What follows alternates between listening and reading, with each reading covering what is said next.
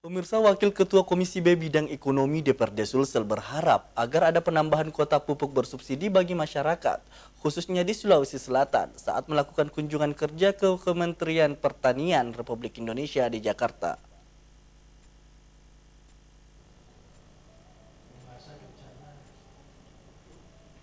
Menindaklanjuti hasil rapat dengar pendapat atau RDP Komisi B Bidang Ekonomi DPRD Sulawesi Selatan bersama pemerintah provinsi, distributor pupuk dan pihak PT Pupuk Indonesia Sulsel beberapa minggu lalu perihal ketersediaan pupuk di Sulawesi Selatan.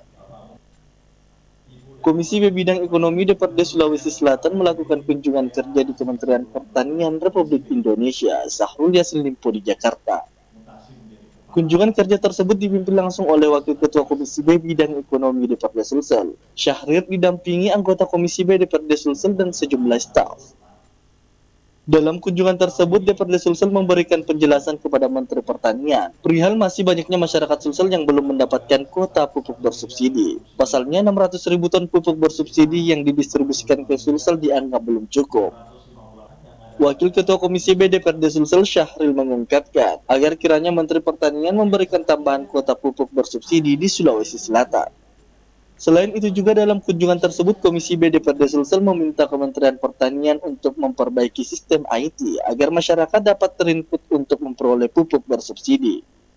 Kita berkesimpulan betul pupuk subsidi ini tidak langka, cuman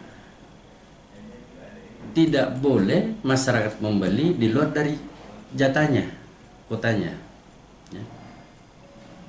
Ada batasan masyarakat harus membeli sesuai dengan jatah masing-masing 2 hektar maksimal per orang. Masih banyak masyarakat kita tidak terinput karena tinggalnya di pedalaman dan ini serba eti. Begitu mau diinput, kota sudah terpenuhi.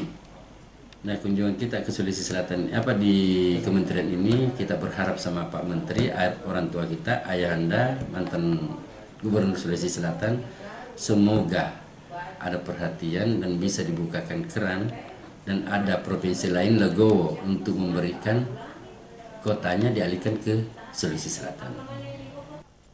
Meski tidak ada penambahan anggaran untuk pembelian pupuk bersubsidi di Sulsel, namun diharapkan agar kabupaten lain dapat mendistribusikan kelebihan pupuknya masuk ke Sulsel.